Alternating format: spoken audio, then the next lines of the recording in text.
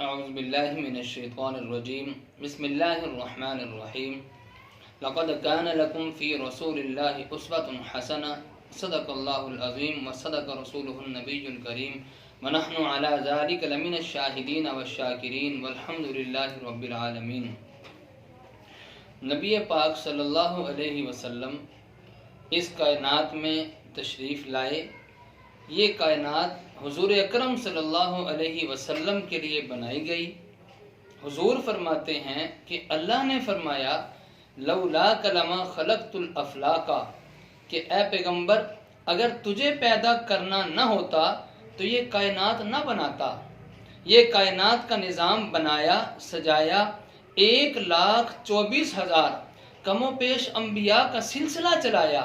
یہ حضور کی وجہ سے، حضور کی برکت سے ہے۔ نبی پاک صلی اللہ علیہ وسلم اس کائنات میں، اللہ کی مخلوق میں سب سے افضل ترین ہستی ہیں۔ نبی پاک صلی اللہ علیہ وسلم کے دنیا میں تشریف لانے سے پہلے، حضور کے مبعوث ہونے سے پہلے، نبوت ملنے سے پہلے کیا عرب کے اندر خرابیاں، ظلم و ستم اور کس قسم کی وہاں پر برائیاں موجود تھی، ہم اس کا اندازہ بھی نہیں لگا سکتے۔ نبی پاک صلی اللہ علیہ وسلم کے دنیا میں تشریف لانے سے پہلے عرب کے اندر وہ عرب کا دور جہالت کا دور کہلاتا تھا۔ کون سی ایسی بیماری اور برائی تھی جو ان میں نہیں تھی؟ غرض ہر قسم کی بیماریاں اور برائیاں ان میں موجود تھی۔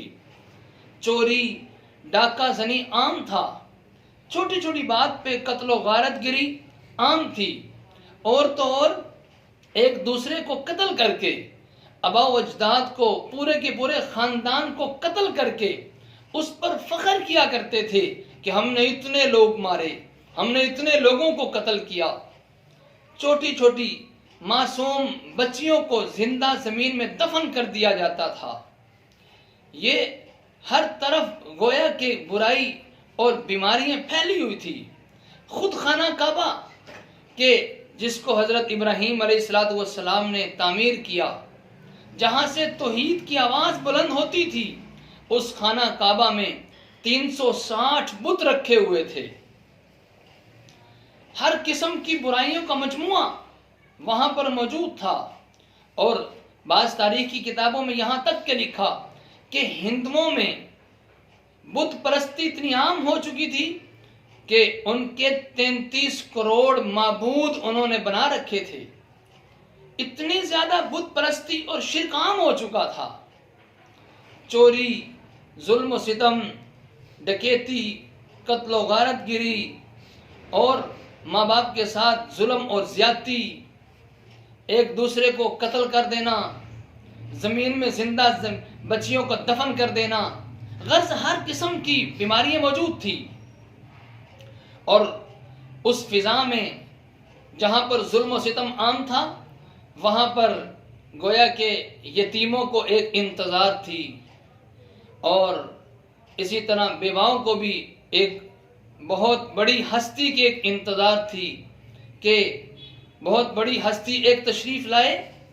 یتیموں کو اس بات کا انتظار تھا کہ کوئی ان کے سر پہ دست شفقت رکھنے والا ہو، بیواؤں کو اس بات کا انتظار تھا کہ کوئی ان کے دست سنبھالنے والا، کوئی ان کے ہاتھ سنبھالنے والا، کوئی ان کی خبر گیری کرنے والا ہو، مظلوم کی داد رسی کرنے والا ہو۔ یہ چاند اور سورج کی روشنی بھی گویا کہ توحید کو ترس چکی تھی۔ خانہ کعبہ کی در و دیوار بھی شرک کے ساتھ اور بتوں کے ساتھ گویا کہ نجس آلود ہو چکی تھی۔ ہر ایک کو انتظار تھی کہ اب کسی ایسی ہستی کا آنا ضروری ہے کہ جو خانہ کعبہ کو بتوں سے صاف کرے اور بیماریوں کو دور کرے۔ جس خانہ کعبہ کو ابراہیم نے بنایا تھا توحید کی آواز کو بلند کرنے کے لیے، رب کی عبادت کے لیے، وہاں پر بت پرستی اور شرک عام ہو چکا تھا۔ نبی پاک صلی اللہ علیہ وسلم اس دور میں، اس معاشرے میں تشریف لائے، اور یہ بھی اللہ رب العزت کا عجیب نظام ہے کہ جہاں پر خرابیاں اور بیماریاں زیادہ ہوں، اللہ وہیں پہ نبی کو بھیجتے ہیں، ماحول کو ٹھیک کرنے کے لیے، معاشرے کو سدھارنے کے لیے پیغمبر تشریف لایا کرتے ہیں، نبی تشریف لایا کرتے ہیں۔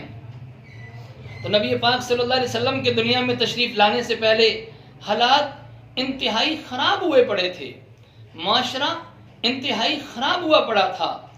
اب نبی پاک صلی اللہ علیہ وسلم کی تشریف آوری کا وقت بالکل قریب آ پہنچا۔ حضور اکرم صلی اللہ علیہ وسلم کے تشریف لانے سے تقریباً 50 یا 55 دن پہلے عرب کے اندر بڑا عجیب و غریب واقعہ پیش آیا۔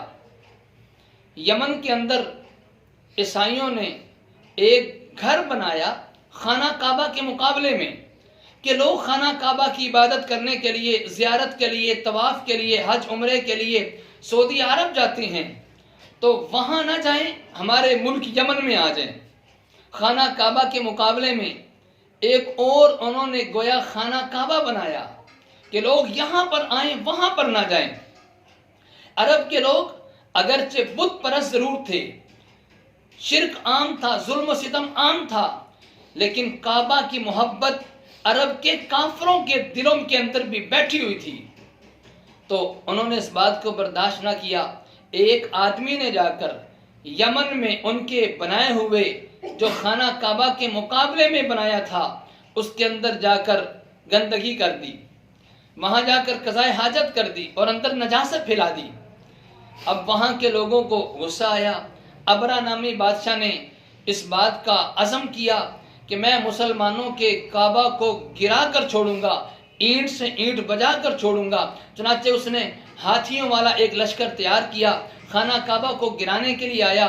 عرب کے لوگوں نے کبھی ایسا لشکر ہاتھیوں والا دیکھا نہیں تھا۔ عرب کے لوگوں نے کہا کہ ہم اس کا مقابلہ نہیں کر سکتے، اللہ کا گھر ہے، اللہ خود اپنے گھر کی حفاظت کریں گے۔ جب یہ ابراہ کا لشکر مکہ کے بالکل قریب پہنچا، اللہ نے خانہ کعبہ کی حفاظت کے لیے چھوٹے چھوٹے پرندوں کے لشکر کو بھیجا کہ ان پرندوں کی چونچ میں ایک کنکری اور ایک ایک پاؤں میں ایک ایک کنکری موجود تھی، اور جب کنکری اس لشکر کے اوپر برسی، ایسی برسی کہ وہ گولی سے بھی زیادہ تیز آنے والی، گولی سے بھی زیادہ کام کرنے والی، کہ ان کے سر کے اوپر لگتی تھی اور پورے جسم کو چیرتے ہوئے، ہاتھی کے جسم کو بھی چیرتے ہوئے زمین پہ گرتی تھی۔ اور قرآن کہتا ہے ہاتھی والے لشکر کا یہ حال ہو گیا کہ فَجَعَلَهُمْ كَعَصْفٍ مَأْكُولٍ، گویا کہ وہ ایک کھایا ہوا بھوسا ہے۔ جب عرب کے اندر یہ واقعہ پیش آیا تو عرب کے لوگ اسی وقت سمجھ چکے تھے کہ آج عجیب و غریب واقعہ پیش آیا کہ چھوٹے چھوٹے پرندوں نے اتنے بڑے لشکر کو تباہ کر کے رکھ دیا۔ وہ فوراً سمجھ چکے تھے کہ اب کوئی اور بڑا واقعہ رونما ہونے والا ہے، کوئی بڑی شخصیت تشریف لانے والی ہے۔ یہ واقعہ نبی پاک صلی اللہ علیہ وسلم کے دنیا میں تشریف لانے سے 50 یا 55 دن پہلے کا۔ چنانچہ 50 یا 55 دن کے بعد ایک قول کے مطابق 9 ربیع الاول، اور ایک قول کے مطابق 8 ربیع الاول، اور ایک قول کے مطابق 12 ربیع الاول بروز پیر سوموار کا دن، اور 22 اپریل 570 عیسوی صبح صادق کے بعد طلوع فجر سے پہلے نبی پاک صلی اللہ علیہ وسلم تشریف لے آئے۔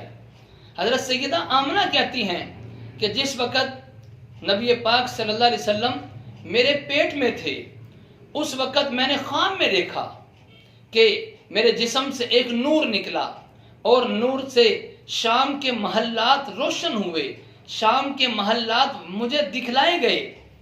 گویا نبی پاک صلی اللہ علیہ وسلم کے آنے سے پہلے ہی ان کی والدہ نے خواب دیکھ لیا تھا، اور یہ اس بات کی علامت تھی کہ پیغمبر کی حکومت، پیغمبر کی سلطنت ملک شام تک پہنچے گی، ملک شام فتح ہوگا اور وہ مسلمانوں کے قبضے میں آئے گا۔ اسی طرح نبی پاک صلی اللہ علیہ وسلم کی والدہ سیدہ آمنہ فرماتی ہیں کہ ابھی حضور پیٹ میں تھے، ابھی سیدہ آمنہ حالت حمل میں تھی، اس وقت بھی فرماتی ہیں کہ مجھے کبھی بوجھ محسوس نہیں ہوا، مجھے کبھی تکلیف محسوس نہیں ہوئی، حتیٰ کہ بکریاں جو چرانے جاتی تھی، بکریاں بھی خود ہی چر کے ان کے پاس واپسی آ جاتی، بکریوں نے بھی تنگ نہ کیا۔ گویا نبی پاک صلی اللہ علیہ وسلم دنیا میں تشریف لانے سے پہلے ہی حضور کی برکتیں، حضور کے انوارات اور حضور کی رحمت اللہ پہلے ہی اس کا ظہور فرما رہے ہیں۔ چنانچہ نبی پاک صلی اللہ علیہ وسلم دنیا میں تشریف لائے، اور حضور اکرم صلی اللہ علیہ وسلم جب تشریف لائے تو حضور یتیم ہی نہیں تھے بلکہ در یتیم تھے۔ حضور کے والد حضور کے دنیا میں آنے سے پہلے ہی وفات پا چکے تھے، اور عرب کے اندر ایک دستور تھا کہ جب بچہ پیدا ہوتا تو گاؤں دیہات میں عورتوں کو دودھ پلانے کے لیے دے دیا جاتا تھا۔ چنانچہ قبیلہ بنو سعد کی چند عورتیں عرب کے اندر آئی، اور یہ اس وقت کا زمانہ تھا کہ جب قبیلہ بنو سعد میں قحط پڑا ہوا تھا، بھوک کی وجہ سے نڈھال پتلے دبلے ہوئے پڑے تھے، ان کی اونٹنیاں بھی پتلی دبلی ہوئی پڑی تھی، ان کے پاس کھانے کے لیے کچھ بھی نہیں تھا، پینے کے لیے کچھ نہیں تھا۔ قبیلہ بنو سعد کی عورتیں عرب میں آئی، اور عرب کے لوگ اپنے بچوں کو پرورش کے لیے گاؤں دیہات میں اس لیے بھیجتے تھے، ایک تو گاؤں دیہات کا ماحول، پرورش ٹھیک ہوگی، جسم مضبوط ہوگا، اور دوسری وجہ یہ کہ شہر کے اندر زبان خالص نہیں رہتی، لوگوں کے آنے جانے اور میل ملاپ کی وجہ سے، اختلاط کی وجہ سے زبان خالص نہیں رہتی۔ گاؤں دیہات میں بھیجیں تاکہ زبان خالص رہے، زبان میں فصاحت و بلاغت زیادہ ہو۔ چنانچہ بنو سعد کی کچھ عورتیں آئی بچوں کو لینے کے لیے، اور حلیمہ سعدیہ یہ بھی اپنی اونٹنی پر سواری پر سوار ہو کے آ رہی تھی، اور اس کی اونٹنی بڑی دبلی پتلی تھی کہ سب سے پیچھے رہ گئی۔ بقیہ بنو سعد کی عورتیں آئی، اور آ کر جن جن کے گھر میں بچہ تھا ہر ایک نے بچہ لیا اور واپسی جانے کی تیاری کی۔ حضور کے گھر بھی تشریف لاتی رہیں، لیکن جس کو پتا چلا کہ یتیم ہے، کسی نے بھی لینا مناسب نہ سمجھا کہ یہ تو یتیم بچہ، اگر ہم ان کو پرورش کے لیے لے کر بھی چلے گئے تو ہمیں ان کی طرف سے مال تو اتنا نہیں ملے گا، چونکہ یتیم بچہ ہے ہمیں مال کم ملے گا، اس وجہ سے بقیہ عورتوں نے لینے سے انکار کر دیا۔ یہ تو حلیمہ سعدیہ کے مقدر میں لکھا تھا کہ یہ برکت، یہ سعادت اس کی گود میں آنی تھی۔ حلیمہ سعدیہ نے سوچا کہ اب بقیہ عورتیں تو بچہ لے کر چلی گئی، اب میں بالکل خالی ہاتھ جاؤں تو بقیہ عورتیں باتیں بنائیں گی کہ اس کو کچھ بھی نہیں ملا۔ چنانچہ اس نے سوچا کہ خالی ہاتھ جانے سے بہتر یہ ہے کہ میں اس یتیم بچے کو لے لوں۔ اس کو کیا پتا تھا کہ یتیم بچہ خالی ہاتھ نہیں، گویا کہ جس کو یہ یتیم بچہ مل گیا اس کو سب کچھ مل گیا، دونوں جہان کی دولت اس کی گود میں آ چکی۔ حلیمہ سعدیہ کہتی ہیں کہ جب میں بچہ لینے کے لیے آئی تو میری سواری دبلی پتلی تھی، کمزور ہونے کی وجہ سے سب سے پیچھے رہتی تھی، چلا نہیں جاتا تھا، اور جب میں نے بچے کو سواری پہ بٹھایا اور سواری اتنی تیز ہو گئی بقیہ عورتوں سے آگے نکل گئی۔ بقیہ عورتیں کہنے لگی کہ حلیمہ تیری سواری کو کیا ہوا؟ آتے ہوئے تیری سواری سب سے پیچھے تھی، اب تیری سواری کو کیا ہو گیا کہ یہ سب سے آگے نکل چکی ہے؟ حلیمہ سعدیہ نے کہا سواری کو کچھ نہیں ہوا، سواری کے اوپر سوار ایسا آ چکا ہے کہ جس کی وجہ سے سواری میں جان آ چکی ہے۔